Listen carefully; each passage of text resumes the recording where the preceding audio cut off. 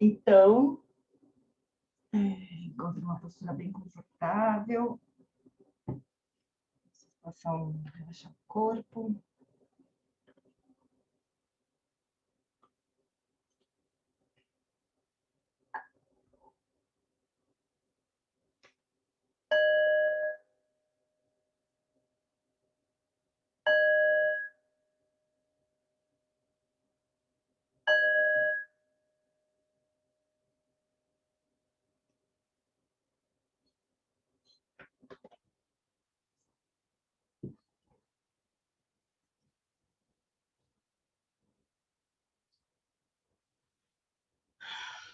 A gente sempre começa a prática trazendo a motivação à prática. Essa é uma motivação bem ampla. Desejar se livrar do sofrimento completamente, cultivar todas as qualidades do coração, atingir a iluminação, por compaixão por todos. E pode também ser uma motivação mais pontual para esta prática. Então, como eu comentei, hoje nós vamos começar a estudar a perfeição da sabedoria.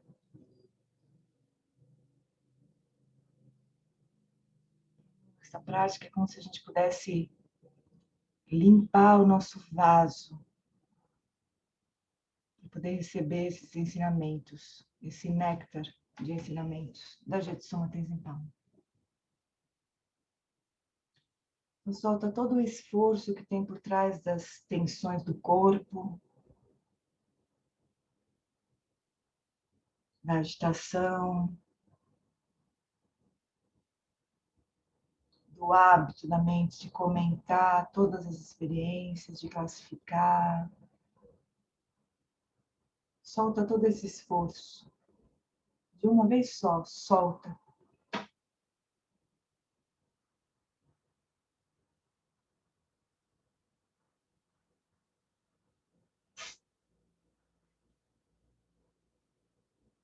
Vai descansando na quietude do corpo, no silêncio da fala, na espaciosidade, clareza da mente.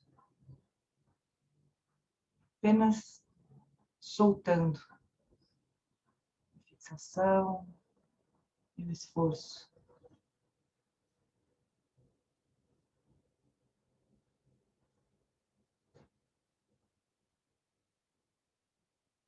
Na verdade, não tem nada para ser buscado. Nós apenas encontramos algo que sempre esteve, sempre está e sempre estará presente.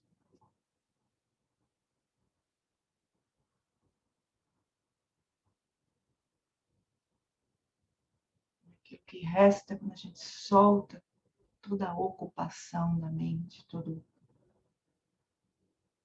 o desejo de controlar as situações. Quando a gente solta tudo isso, a gente descansa cada vez mais dessa natureza mais livre do corpo, da fala e da mente.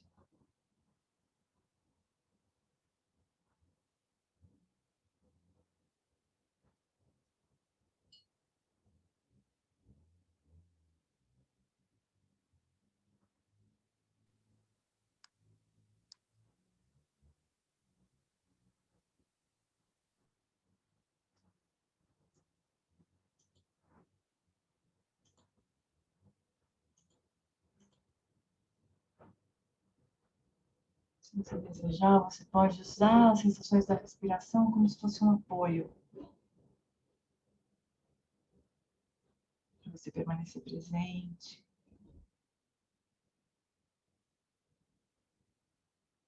Mas toca bem de leve as sensações da respiração. A prática principal é soltar o esforço.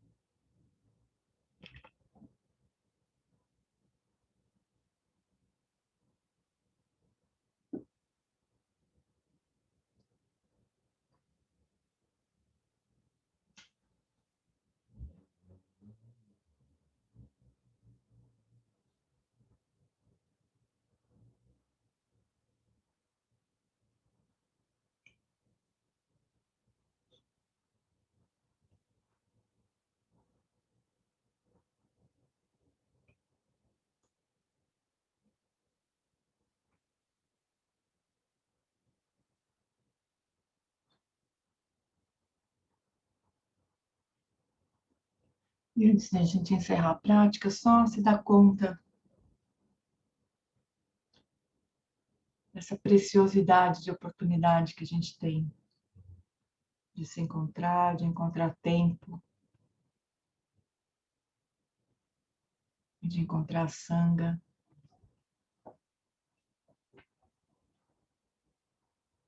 Fazer uma prática juntos. Ou mesmo que você faça uma prática sozinha, você pode perceber e pode crer que você nunca está sozinho nessa prática. Sempre muitas pessoas em todo mundo estão praticando neste exato momento.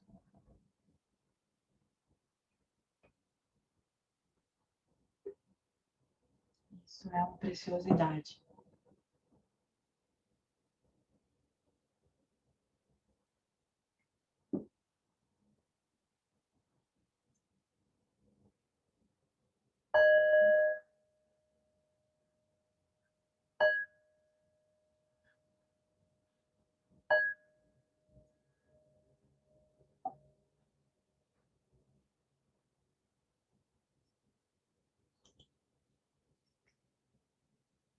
Tudo bem por aí?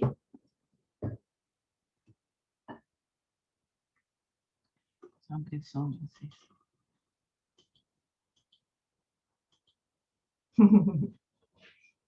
Então tá. Oi, Juju. Jujus, tem duas Jujus hoje aqui, Júlias. Duas Júlias. Então, vamos começar esse assunto que vai levar alguns encontros, acho. Na verdade, algumas vidas, né, para a gente entender. Mas aqui, né, no nosso limite aqui, alguns encontros. Então, lembrando, né, que a gente está fazendo, antes de a gente entrar nessa perfeição, lembrando que a gente está fazendo, né? A gente, em algum momento, a gente achou que era uma boa ideia a gente entender e estudar como é que seria a forma como os bodhisattvas agem no mundo, né? Como é que esses seres que estão muito interessados em atingir a iluminação, nada menos que isso, né? Motivados pela compaixão por todos os seres que sofrem né? E que estão aí perdidos, a gente achou que era uma boa ideia entender como é que seria, né? Como é que essas pessoas agiriam no mundo. Aí a gente começou a estudar as perfeições. A gente já estudou 5, né? A perfeição da generosidade, a perfeição da ética, do esforço correto. A gente estuda a perfeição da paciência, do entusiasmo, da concentração, e agora nós vamos começar a estudar a perfeição da sabedoria, né? Eu já ouvi algum dos mestres dizer, não vou lembrar exatamente qual deles, acho que talvez tenha sido o Geshe dando Doji na Tibet House, dizendo que a perfeição da sabedoria ela acaba de aperfeiçoar, na verdade, as outras perfeições, né? Como se ela fizesse o ajuste final assim das outras perfeições, porque até que a gente tenha a realização mesmo dessa perfeição da sabedoria, sempre vai ter uma sensação de ter alguém fazendo uma ação generosa para outro, de que tem alguém tendo paciência com outro, né? Tem sempre essa sensação de ter uma separatividade, assim, entre a gente e objeto de ação e ação, né? Essas 3 esferas que a gente diz. Quem pratica, ação em si, quem recebe aquela ação, né? Então, enquanto existir essa separatividade, vai ser bem uma perfeição, né? Então, a perfeição da sabedoria vai resolver essa parada, entre outras coisas, né? Entre outras coisinhas mais. Assim. Tá bom? Então, é nesse ponto que a gente está, né? Então, vamos lá. O que a gente Suma vai falar da Prajna Paramita, né? Da perfeição da sabedoria. Ou da sabedoria transcendente também, né? Então, ela vai falar assim: demos uma olhada em Shamatha, essa ideia de deixar a mente mais quieta e calma, mais concentrada.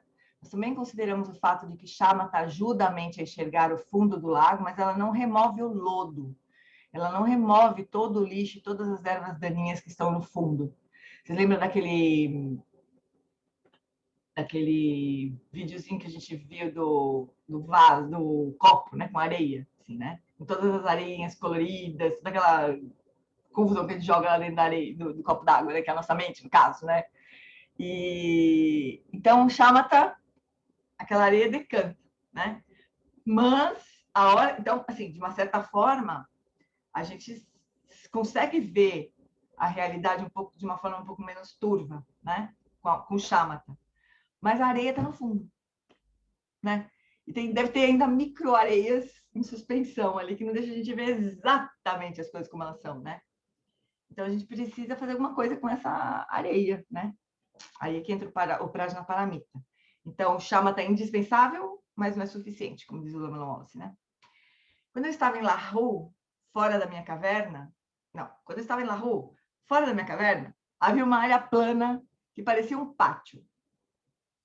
Era de terra endurecida e na superfície havia moitas de florzinhas bonitas. Quando chovia ou nevava, tudo ficava muito barrento. E decidi, então, assentar algumas pedras grandes e planas. Isso significava que eu teria que arrancar as florzinhas. Decidi que a única maneira de me livrar daquelas flores delicadas era não apenas cortá-las, mas arrancar todas as raízes para que elas não crescessem novamente. Vocês imaginam, ela estava no alto de uma montanha, na frente da caverna dela, né? E chovia, nevava, aquela confusão toda que acontecia né? No clima, assim, exposto completamente ao clima, né? Então, ela tinha que fazer um caminho ali para ela poder caminhar, né? Percorrer andar naquele espaço ali para buscar água e tudo mais, né? Então, ela queria arrancar aquelas florzinhas. Porém, quando comecei a rastrear as raízes das florzinhas, descobri que literalmente estendiam-se por todo o pátio. Estavam espalhadas e interconectadas em uma enorme rede subterrânea, embora apenas algumas pequenas moitas fossem visíveis na superfície. As ervas daninhas da nossa mente são assim. Além de tudo, parecem atraentes, né? Não era um matinho feio, era uma florzinha bonitinha, bonitinha. Quando ela quis tirar, ela viu que tinha aquela treta por baixo, né? Então, a nossa mente é parecida com isso. Ah, eu amo chocolate, ou eu adoro roupa nova. Tão inocente.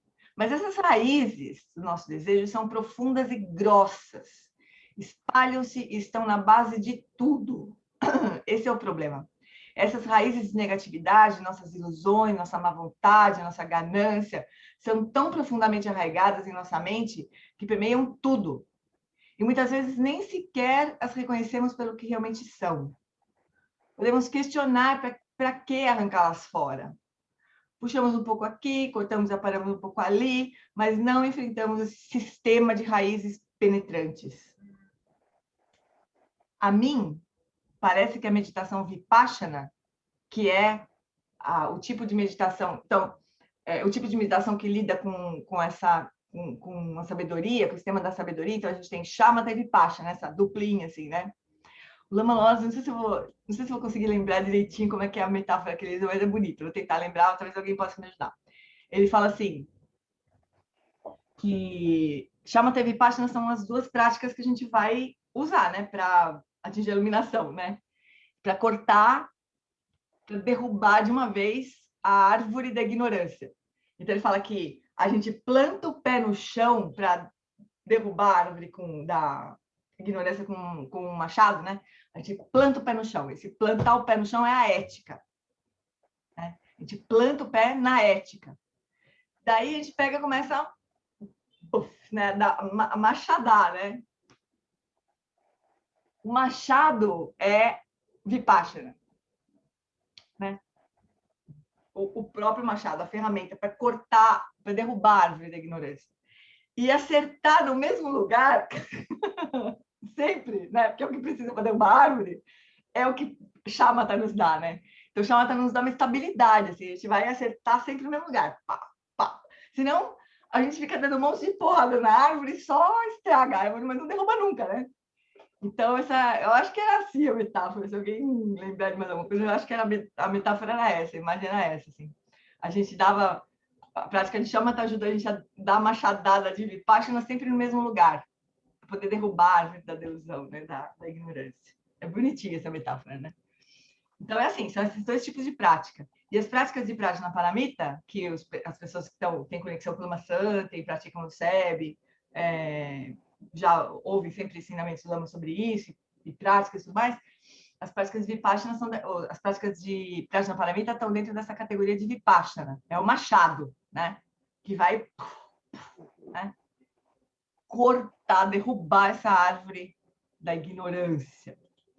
Então, a mim parece que a meditação Vipassana lida com a mente em duas frentes, que ao final se unem na realização da natureza vazia da mente. Esses termos a gente vai olhar, eu acho, aqui no decorrer do texto. Primeiro, nós lidamos com o fato de que a nossa mente é permeada por impulsos negativos muito profundos, que criam muita dor e muitos problemas na nossa vida, para nós mesmos e para os outros ao nosso redor. A gente já tem uma ideia disso, né? Tem coisas que acontecem na nossa mente, impulsos e hábitos são super arraigados que causam dor, né? Para nós, para o outro, se manifesta como ação. Além disso, há toda a questão de quem afinal experimenta essa dor e esses problemas. Então tem a questão dos comportamentos, dos hábitos, mais e dessa identidade muito íntima, né? Do eu que está ali fazendo as coisas, né? O que é, afinal das contas, esse eu, né? Trataremos disso resumidamente, porque é um assunto vasto, né? Mas a gente precisa começar a tocar nele, né? De algum jeito. Então, por meio da prática de shamatha, nossa mente se acalma. E à medida que a mente se aquieta, o fluxo de pensamentos passa por 3 estágios. Primeiro, então, assim, a gente tem... Primeiro que a gente senta, né? E a gente começa a perceber como que a nossa mente funciona, o que acontece na nossa mente. Na verdade, no começo, antes desse primeiro, de perceber que é uma cachoeira... Opa, desculpa. De perceber que é uma cachoeira, né? Toda vez que a gente para olhar para os pensamentos, esses pensamentos que enchem tanto saco da gente o tempo todo, né? Ficam cornetando na orelha da gente. Quando a gente para olhar para eles, a primeira experiência que a gente tem, em geral, é que eles desaparecem, né? O Alan Wallace diz que é como barata quando você acende a luz da cozinha. Elas estão lá fazendo a festa. A hora que você acende a luz, elas, né, vazam para debaixo da geladeira, sei lá para onde que elas se enfiam, né? Então, normalmente é a primeira experiência, assim, né? Mas daí a gente relaxa e como começa só a olhar meio assim de lado, né? Como que não quer nada, né? Daqui a pouco a gente vai ver aquele esgoto a céu aberto, como disse o Alan Wallace. Né? O Alan Wallace, quando ele foi fazer o primeiro retiro dele, ele falou isso. Ele falou assim, eu olhei para minha mente e aquilo era um esgoto a céu aberto. Eu precisava fazer alguma coisa para resolver aquela situação, né? Aí ele resolveu entrar em retiro. Então foi isso que ele resolveu. Cadê o meu negócio do... Bom, mas passada essa fase da barata, né? O que acontece? Primeiro, esse fluxo de pensamento é como uma cachoeira, uma queda d'água, né? Estrondosa. Depois, conforme ela vai se acalmando, né? Devagar, ela vai se transformando num rio, que ainda é turbulento, caudaloso, né? Mas que vai se tornando cada vez mais plácido conforme vai correndo. E no final ali o rio deságua no oceano. Né? Talvez em nossa prática de meditação da permanência serena, a nossa mente tenha chegado ao ponto em que não é mais uma cachoeira, é mais como um rio correndo calmamente. Mas, pessoal, isso assim, ó, demora um tempo, assim, né, para a gente chegar nesse ponto, assim, do rio correndo calmamente, né? É um estágio avançado da prática de shamatha. Não é uma consistentemente muito comum. A gente pode ter essa experiência, né? De vez em quando pode ser que a gente sente na almofada fazer prática e tá tudo meio que bem, assim, né? A mente está mais ou menos tranquila, Mas, em geral, isso não é muito consistente, essa experiência, né? Se a gente não está em retiro longo, isolado, né? A gente está fazendo as coisas na nossa vida, daqui a pouco, quando a gente pensa que não, a queda d'água volta, né? Então, pode não ser uma experiência muito consistente, a gente pode precisar de mais reclusão mesmo, para poder ter essa experiência de mais calma na mente mesmo, né? De chama. Mas pode ser que a gente chegue no momento nesse ponto do rio correndo calmamente, né? Então, nesse ponto, nós não precisamos entrar no oceano de samadhi ou na absorção profunda. Isso não é tão importante, né? Precisamos apenas deixar a mente mais quieta. Precisamos apenas adquirir a capacidade de nos concentrarmos em um único ponto, de ter uma concentração unidirecionada. Essas duas condições são necessárias, mas não precisamos ficar em um estado sem quaisquer pensamentos. Então, esse caminho de shamatha, ele pode ser muito longo, né? Muito profundo. A gente pode avançar muito nesse caminho de acalmar a mente, né?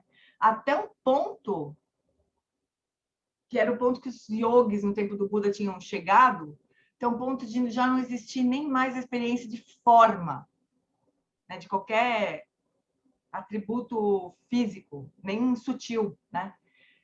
Então, não é, já passou do atingimento de shamatha, já a mente já entrou no reino da forma, depois já entrou no reino da não forma. Então, o que a gente está dizendo é que não precisa, né? Aliás, não só não precisa, como o Buda percebeu que isso não ajuda. Não só é desnecessário, como complica, né, a prática de vipassana depois. A gente precisa de algumas habilidades desta mente comum para avançar na prática de vipassana, né? E se a gente dissolve completamente essa mente comum cada vez mais, a gente acaba perdendo essas mesmas habilidades. Então, a gente vai fazer um caminho de shamatha, segundo o Alan Wallace, até o ponto de atingir shamatha, se a gente for olhar no Revolução da Atenção, no Felicidade Genuína, qualquer livro de shamatha que o Alan Wallace escreve, ele fala isso, né? De atingir shamatha. Mas a Jetsu, uma sensação que eu tenho é que a sugestão dela é que a gente faça um pouco as duas coisas, assim como o Alan Wallace também fala isso, né? De a gente ir mesclando essas práticas de shamatha, de vipassana e também de qualidade do coração.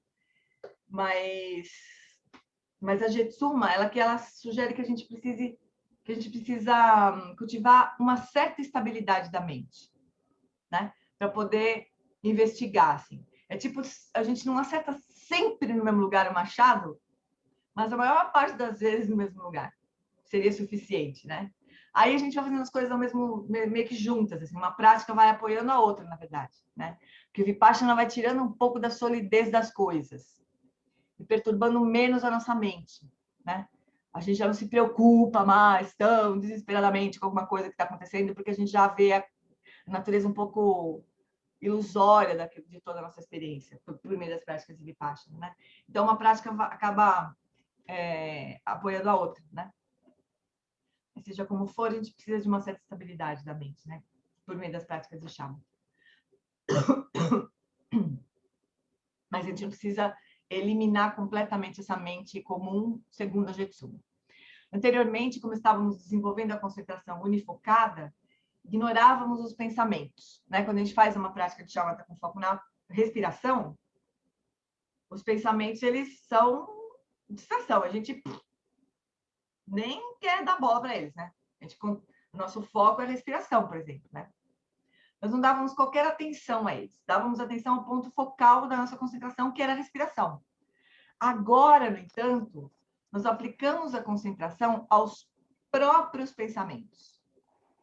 Pode-se dizer que isso é como alguém sentado na beira de um rio, apenas observando o fluir. Nós não tentamos represar o rio ou alterar o seu fluxo de forma alguma. Estamos apenas sentados às margens do nosso rio mental, observando os pensamentos fluírem. Não tentamos interferir, não fazemos nada a respeito. O importante é não ficarmos fascinados ou sermos capturados pelos pensamentos. Ai, que ideia interessante! Sim, certo! E no minuto seguinte, a nossa mente foi carregada rio abaixo, né? Que pensamento horrível, como é que eu pude pensar uma coisa assim? Afinal, eu sou uma aluna do Dharma nunca pensaria uma coisa como essa. E, novamente, somos arrastados, né? Então, nós precisamos apenas observar os pensamentos fluindo. No entanto, há alguns faça e não faça simples na observação da mente. Então, essa prática, o aluno chama de shamatha com foco na mente, ou estabelecer a mente no estado natural. Semana que vem a gente pode fazer essa prática. Se observamos a mente muito tensos, né? Se a gente ficar, o que eu estava falando da barata. Se a gente observa a mente de uma forma muito tensa, mantendo todos os pensamentos juntos, né? Tipo, a gente quer cuidar, né? Prontos para atacar no momento em que esquecemos de alguma coisa, ou se qualquer pensamento escapa. Tipo assim, a gente quer perceber todos os pensamentos, não posso perder nenhum deles, né? Acabamos com o que é chamado em tibetano de lung, que é um desequilíbrio da energia vital, ou o que é chamado de qi em chinês. O mestre Zen Suzuki Roshi disse que a maneira de controlar uma vaca é dar um pasto amplo, dar um lugar bem grande para ela passear. Quando tentamos desenvolver as qualidades da consciência, da atenção plena e da observação da mente, é muito importante dar à mente um pasto bem amplo e não mantê-la muito apertada. Essa tensão extrema não é o que nós desejamos. Em vez disso, nós queremos a sensação de permitir que os nossos pensamentos venham e fluam. Enquanto isso, tomamos conhecimento, observamos, vemos os pensamentos, e se perdermos alguns, não faz mal. Então, é assim, a gente vai... Essa prática, eu posso mandar um link de um áudio guiado, né? Dessa prática para vocês praticarem durante essa semana para ir treinando. Então, a gente tem que começar sempre com relaxamento, né? Sempre a base da nossa prática vai ser o relaxamento. E aí, a partir desse relaxamento, então, eu treinei atenção no corpo, relaxei todo o corpo, soltei todo isso. A gente fez a prática que a gente fez hoje de manhã, antes do estudo. Aí a gente vai levando a atenção para os pensamentos, assim, só anotando, assim, de novo, como quem não quer nada, né? Só observando, então, tem todas as percepções dos sentidos físicos, mas tem também alguma coisa além disso, né? Tem alguma coisa acontecendo na minha mente, tem os pensamentos, memórias, lembranças, imagens, e comentários mentais, e isso e aquilo, tá tudo aí, rolando também, né? A gente só olha para isso. Mas assim, se a gente ficar muito tenso, a gente não vai ver nada, vai ser a história da barata. E se a gente achar que aquilo está mesmo acontecendo, que eu preciso fazer alguma coisa a respeito, a gente vai se perder, né? Vai ser como se a gente tivesse caído no rio, de novo, abraçado na Austrália, que rola do rio sujo, né? Porque esse rio nem limpo ele é, né? Meio que rio Tietê aqui de São Paulo, né? Tem sofá ali no meio do rio, né? Tem, sei lá, tem de tudo no meio do rio. Se você ficar olhando 2 minutos, você vai ver. Tem capivara se afogando no rio, tem de tudo nesse rio Tietê. Então, o nosso rio da mente é mais ou menos assim, não é um rio limpo, claro, cristalino, não é, né, pessoal? Pelo menos o meu não é, né? Então, a gente vai passar coisa naquele rio lá que a gente fala, como está aí? A gente vai querer tirar, né? Ou vai passar um negócio bonitinho que a gente vai, ai, que bonitinho. Então, o ponto é ficar relaxado, como se estivesse mesmo na beira do rio, né? Olhando, tudo aquilo acontecer, toda aquela palhaçada particular ali acontecendo, né? Sem tomar nenhuma atitude. Mas tem que ser partir de um grande relaxamento, né? Assim, esta é a etapa que vem depois de termos praticado com respiração ou com algum objeto à nossa frente, né? Então, a gente primeiro treina com respiração, depois que a gente faz a prática de shamatha com foco na mente. Quando os pensamentos se acalmaram um pouco, não estão tão caóticos, quando o foco, a concentração e a consciência se tornam um pouco mais fortes e bem definidos, aí sim levamos a atenção da respiração para a própria mente. Segundo a psicologia budista, nós não podemos ter 2 pensamentos ao mesmo tempo. 2 estados mentais não podem surgir na nossa consciência ao mesmo tempo. Os estados mentais são incrivelmente rápidos e, no entanto, sequenciais. Portanto, à medida que nós temos mais momentos de consciência, temos menos momentos de pensamento discursivo que nos arrasta, assim, né? Conforme nossa atenção se torna mais forte e constante, ela para de saltar para frente e para trás, entre momentos de consciência e momentos discursivos, né? e se torna apenas consciência. Os pensamentos começam a desacelerar, começa a haver menos pensamentos, até que, enfim, parece que os pensamentos pararam por completo. Não há mais movimento na mente. Mas isso é lá na frente, vocês não tentem repetir isso em casa, né? Porque se a gente entra na prática com essa expectativa, a gente está perdido, porque por muito tempo a nossa prática vai ser só observar os pensamentos milhares e cachoeira e o diabo rolando, né? Vai levar um bom tempo para isso se transformar num lugar vazio, né? Uma mente vazia. Então a gente não vai com essa expectativa, né? Mas os pensamentos começam realmente a desacelerar. A gente começa a ser menos arrastado por eles, né? E quando chegamos a esse ponto, começamos a desenvolver o que é chamado de insight. Começamos a usar essa inteligência para observar a própria mente. Enquanto a gente está lá rolando no rio, né, a gente não vai conseguir observar com clareza o que tem no rio. A gente vai estar rolando no rio, né? Essa metáfora é bem boa, assim. A gente não consegue mesmo investigar o que será que está acontecendo nesse rio, né? Será que ele está rápido? Será que ele está lento? Será que ele está limpo? Será que ele está sujo? A gente está rolando lá, a gente está, né, sendo arrastado pelo rio. A gente vai precisar de uma estabilidade, certa estabilidade, para começar a olhar para essas práticas de Vipassana ou de Prajna Paramita, né, num método um pouco mais avançado de geração de insight. Esse é o propósito dessas práticas. É a gente ter compreensão sobre a natureza da nossa própria mente, do eu, da vida, da realidade, toda a nossa experiência, né? Como eu disse antes, vivemos a partir da mente. Experienciamos qualquer coisa apenas por meio da mente. No entanto, nós não a conhecemos. Nós nunca olhamos para ela. Quer falar alguma coisa, Gi? Deixa eu dar uma paradinha aqui. A Carol perguntou, G, faz diferença estar de olhos fechados ou semiabertos? Você pode comentar um pouco sobre isso? Mas eu concentro muito mais de olhos fechados pelo mesmo início. Essa prática especificamente, de chamada com foco na mente, o Alan se recomenda que a gente faça de olhos abertos.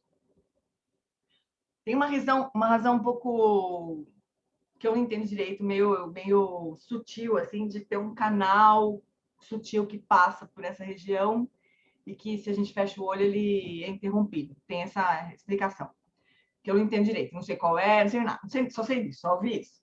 O Alonso também não explica muito desse jeito. O que ele diz é que a gente tem a tendência de achar que a mente está dentro da cabeça, né? A gente tem essa marca aí da ciência moderna, né, de achar que o cérebro e a mente são a mesma coisa, né? E que, portanto, a mente está dentro da minha cabeça. Então, você tem que olhar para a mente, tem que fechar o olho para poder olhar para dentro, né? Se a gente pudesse, a gente virava o olho assim para dentro, né? Para poder olhar, porque a gente tem essa sensação de que está tudo dentro da cabeça. Então, um dos propósitos de abrir o olho é não reforçar essa sensação de que a mente está dentro da cabeça, né? Mas eu sei que é muito mais perturbador, é muito mais... a gente se distrai, pode se distrair com mais facilidade se o olho estiver aberto, né? Então, tem algumas coisas que a gente pode fazer. A gente pode começar a treinar, fazer a prática com o olho aberto, porque o ponto é o seguinte, a atenção, né, o foco da nossa atenção, ainda que os olhos estejam abertos, não é o espaço físico. A gente vai abrir os olhos, mas não vai prestar atenção no que está vendo, né? Só que se alguma coisa se mover, a gente vai prestar atenção, né? Então, o primeiro ponto é ficar com os olhos abertos, olhando para um lugar que não tem nada se mexendo, né?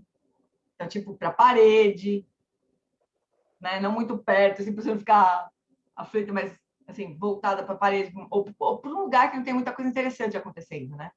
Por exemplo, se a gente estiver fazendo prática aqui juntos, é melhor você desligar a tela do seu computador, né? Porque a tela do computador vai mexer, alguém vai se mexer, alguém vai tossir, ou não olhar para a tela do computador, né? Abaixa os olhos, assim. E aí a ideia com os olhos abertos é não deixar a atenção... Pensa assim, ó. a nossa consciência mental, né? A nossa atenção, vai, essas palavras, ela se dirige para os campos sensoriais, né?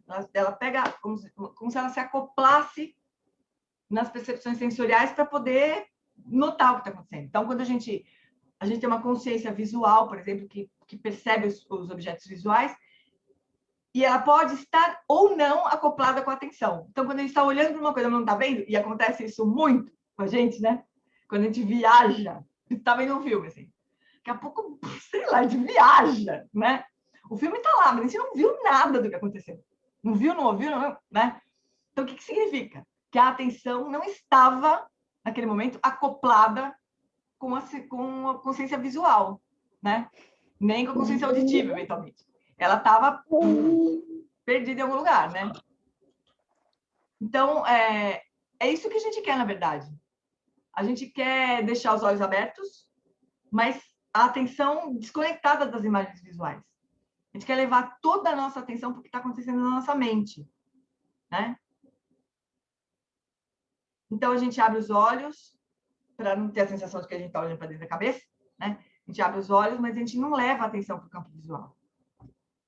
A gente só deixa o olhar repousar no espaço à nossa frente sem nenhum foco.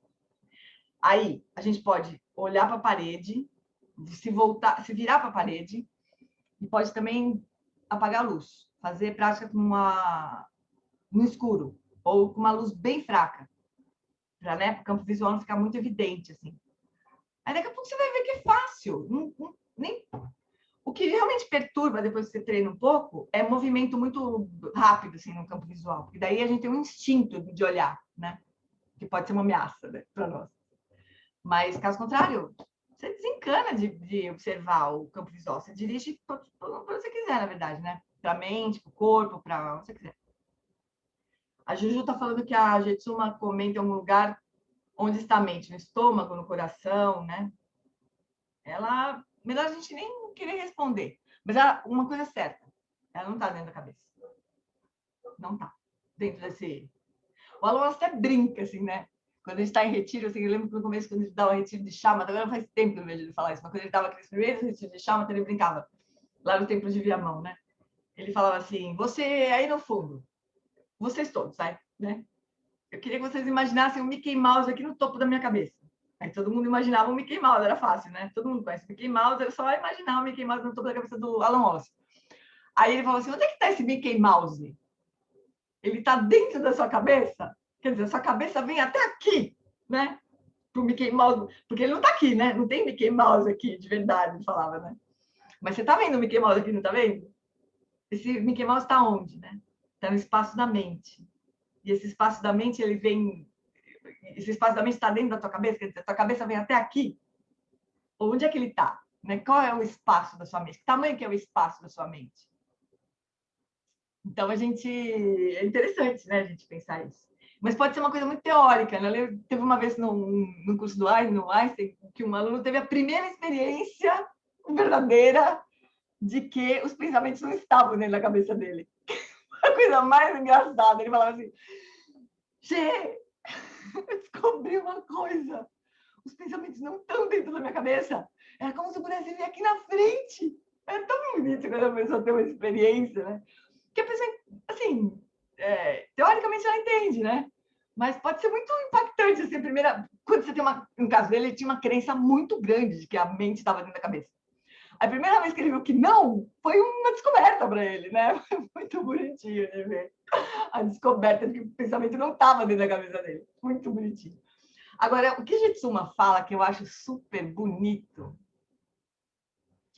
é que, assim, embora o espaço da mente seja ilimitado, né, ela não tem limite, né? A gente pode... Não tem limite. Onde é que quando a gente vai... Pode ser que a gente faça umas práticas de Vipassana no mesmo caminho aqui durante a leitura desse livro, né? Com foco na mente. Mas a gente pode conceitualmente imaginar. Tem algum lugar que eu falo assim, ó, a minha mente vai até aqui, daqui para lá não é? É muito estranho, né, pensar isso. Como assim daqui para lá não é? Daqui para lá eu estou vendo, né? Na minha mente eu estou vendo. Quer dizer que a minha mente vai até lá. Cadê? Onde é que é esse lugar que eu falo, bom, minha mente vai até aqui, daqui para lá não é minha mente mais. Sim, né? É uma coisa, não tem nem sentido falar isso, porque não é espaço físico, espaço da mente, né? Mas, apesar disso, a gente tem uma sensação de ter um centro, né? De um ponto central, assim, de localização, assim, né? E a gente tem a sensação de ser na cabeça. A maior parte das pessoas tem essa sensação de ser na cabeça. Né? Tá. E é natural porque a maior parte dos sentidos físicos estão nessa região. Né? Então, a gente recebe o mundo pela cabeça, praticamente, né? Com exceção do tato. A gente, os olhos estão aqui, o nariz está aqui, a boca está aqui, o ouvido está aqui. Né? Tá tudo meio aqui, com exceção do tato. Então, é natural a gente achar que eu tô... a Gianinha, a gerente geral da Giane, né, desse ser, tá aqui no meio da minha cabeça, assim, atrás dos meus olhos, em algum lugar, né? Tem essa sensação. Mas a Jetsuma, ela fala uma coisa super bonita. Ela diz que várias vezes tem essa história que eu acho que ela vai falar ainda nesse capítulo, né, de onde é que está esse centro aí. Mas ela uma vez ela conta, não sei se é nesse livro no Caverna na Neve, que ela conta aquela coisa, acho que é no Caverna na Neve, né? Muito engraçado aquele livro de história que ela conta, muito engraçado. Ela queria ser budista, né? Ela pegou um livro, ela, sei lá, caiu um livro na mão dela. Eu estou traduzindo esse livro aqui, né? O da Kitty Power. Então são 12 histórias de mulheres, praticamente. E agora eu estou na Jetsuma. Então, tá fresca essa história na minha cabeça. Ela caiu um livro budista na mão dela. E ela cismou que ela queria ser budista. Daí ela começou a... Ela pegou... A primeira coisa que ela fez foi pegar todas as roupas dela e falar para a mãe, ó, mãe, eu não vou precisar mais dessas roupas, eu vou usar só essa daqui. Uma roupa que ela achou que era uma roupa de budista, que era uma coisa horrorosa, era uma túnica amarela, assim, né? Até o pé, assim. Ela achou que aquilo era uma roupa budista e falou para a mãe, ó, mãe, pode jogar tudo fora essas roupas aí que eu não vou usar mais. Aí começou a olhar, andar para ela pegar aquela roupa horrorosa. Até que ela chegou um dia numa tal de uma sociedade budista inglesa lá, isso na Inglaterra dos anos 50, né? 60. Aí ela chegou lá e viu a mulherada tudo de salto alto, maquiada. Aquilo foi um desespero para ela. Ela falou, mãe, ninguém usa roupa feia dessas. E agora que eu dei todas as minhas roupas embora, né? Aí a mãe dela falou, não, tá tudo guardado aqui, deu uma chave para ela, todas as roupas dela estavam lá dentro. Mas ela também ela aprendeu, o primeiro mantra que ela aprendeu foi o Mani Padme Hum. Aí ela pensava, tudo ela pensava que era, né? Ela ficava imaginando como que os budistas eram, né? Mas eram lembranças, na verdade, que ela tinha. Mas enfim, ela ficava tentando imaginar como é que os budistas eram. Ela falava assim, os budistas devem recitar esse mantra o tempo inteiro. Aí disse que ela recitava o Mani Padme Hum o tempo inteiro. Tempo inteiro, dia inteiro, dia e noite, dia e noite. Aí ela falou que teve uma hora que ela tinha a sensação que aquilo não estava mais saindo daqui, o Mani Padme Hum, estava saindo do coração dela. É como se esse centro, né, esse ponto focal do eu, né, estivesse no coração, o que é verdadeiro, né? Depois a gente vai olhar os relatos assim. Se diz isso, né, que o centro, a essência vital está no coração, está aqui, está no estômago, está no coração. Né? Ela tinha a sensação de que o mantra saía do coração dela. E diz que começou a tocar de noite, assim, ela nem precisava mais recitar, não tinha nem mais a sensação de que ela estava recitando, parecia que ficava uma recitação, como se fosse uma roda de oração, assim, no peito dela, aquilo dia e noite girando, né? E cantando o Mani Padme Hum. Isso já soma alguma coisa, né? Sala de operações do filme Divertidamente fica mesmo atrás dos olhos. Pois é, essa visão de que as coisas ficam atrás dos olhos, né?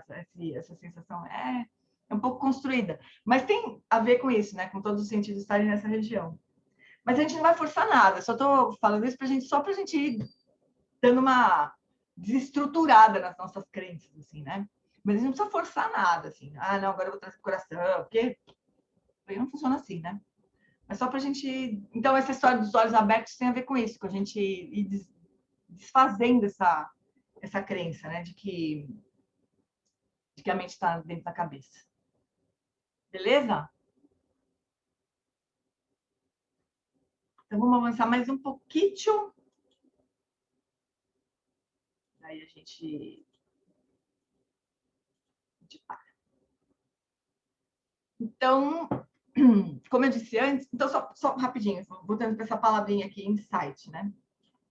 Então, caramba. Então, essas práticas de Vipassana, tem vários termos que estão ligados a ela, né? Então, são práticas de sabedoria, né?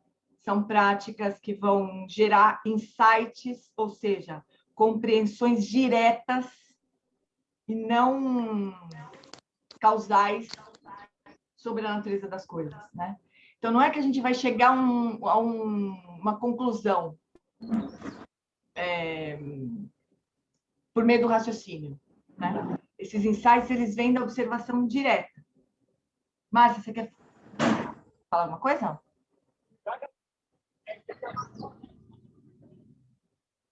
Acho que ela tirou o microfone sem querer. Então, insight é nesse sentido, né?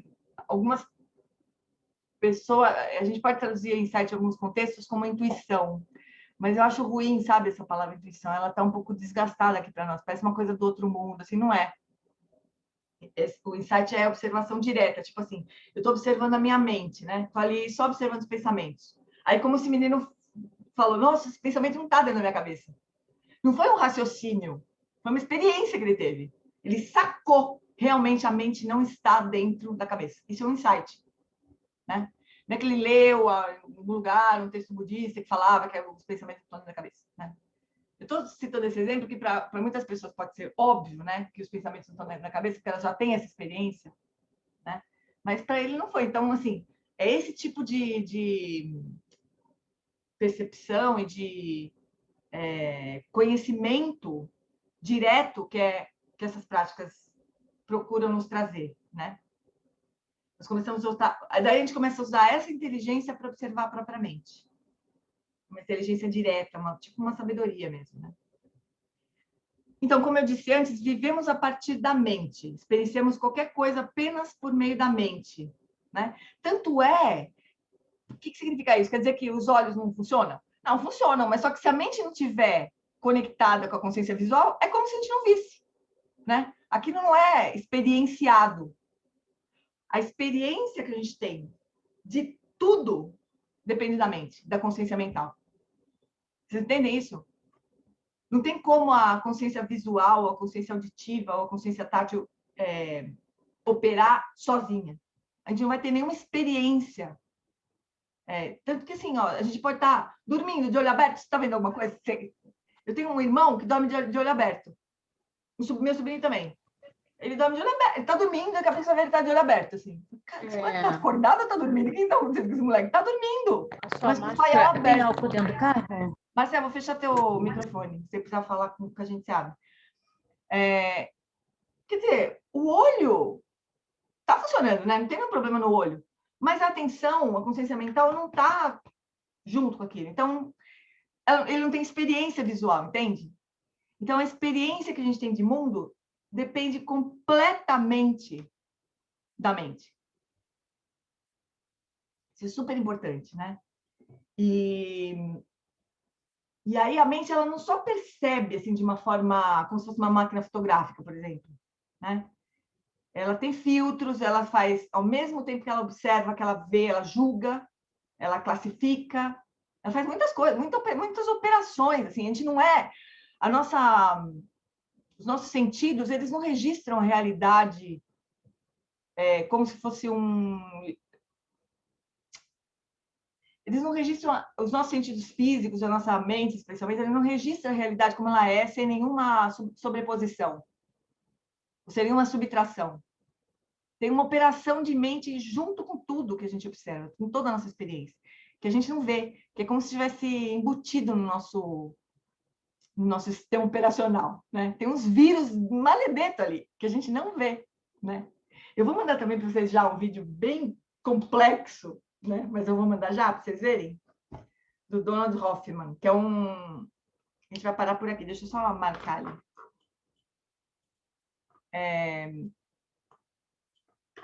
O Donald Hoffman, ele é um ele não é um neurocientista, ele é um cientista cognitivo, né?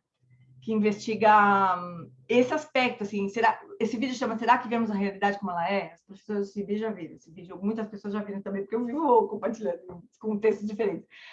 E é bem complicado, assim, mas esse vídeo não é simples. Eu tive que ver umas 3, 4 vezes para entender direitinho o que ele estava falando, e certamente não entendi, né? Mas ele estuda isso, como é que... Será que a gente vê a realidade como ela é, né? Ou a gente vê a realidade como a gente precisaria ver para sobreviver? Essa é a premissa dele, né? Só que todo esse equipamento interno que a gente tem para perceber a realidade de uma forma que foi evolutivamente importante para a gente sobreviver como espécie, todo esse mecanismo, ele não está aparente para nós. Como se estivesse antes do nosso olhar, né? Antes do nosso olho, assim. É muito interessante, né? E daí vocês vão ver, é muito interessante esse vídeo dele. Então, essas práticas, esse tema aqui da sabedoria, vai mexer com tudo isso, vai tentar olhar para esses mecanismos escondidos, assim, que a gente tem de percepção da realidade, sabe? Então, é muito rico, né? Muito encantador, assim. E a gente fala, mas como assim? Como assim que eu não vejo a realidade como ela é? Óbvio que eu vejo a realidade como ela é. Todo mundo vê. O problema é que todo mundo tem o mesmo software, né? Por isso que todo mundo vê. Todo mundo está operando com o mesmo software. Aí a gente vê as mesmas coisas, não quer dizer que seja o que é, né? Ou que seja a única forma de ver, pelo menos.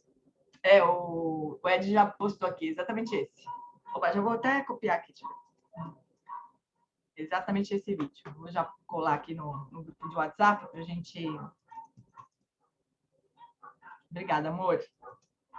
Eita. Não sei por que é difícil copiar daqui e colar no WhatsApp. Deixa eu ver. Ah, foi. Esse é o vídeo do Donald Hoffman. É muito legal. Tem muitas coisas que a gente pode estudar sobre esse tema, né? Para ir se aprofundando. Tem um tema, como diz a Jetsumo, do resto da vida, né? Para a gente estudar. Porque imagina, são coisas tão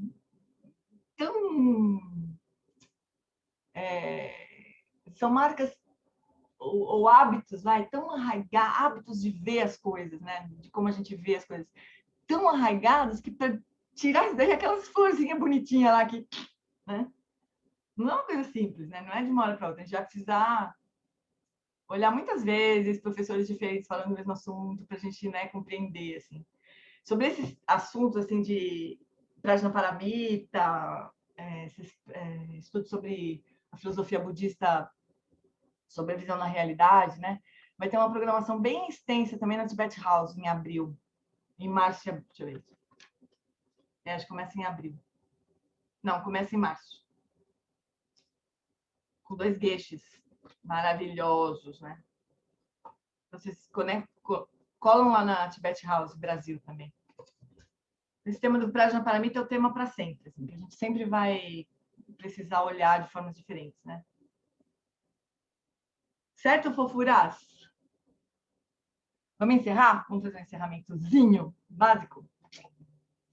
Então, feche os olhos um pouquinho.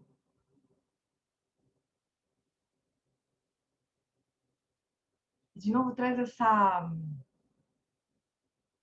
percepção de que extraordinário é a gente poder se reunir para discutir como a nossa mente funciona, como a gente vê a realidade,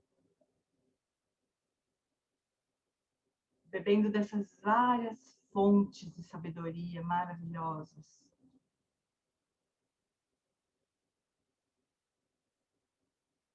Eu sinto uma verdadeira alegria, assim, mesmo um maravilhamento. E é muito importante a gente se alegrar. Porque essa alegria, esse entusiasmo nos mantém conectados ao caminho. Conectados uns aos outros.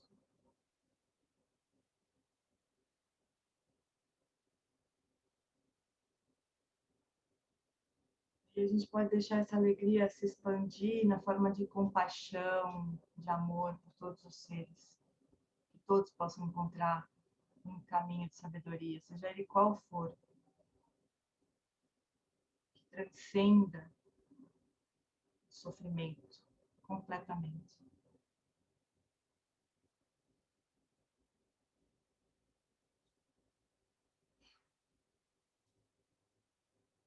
Muito bem, amorzinhos.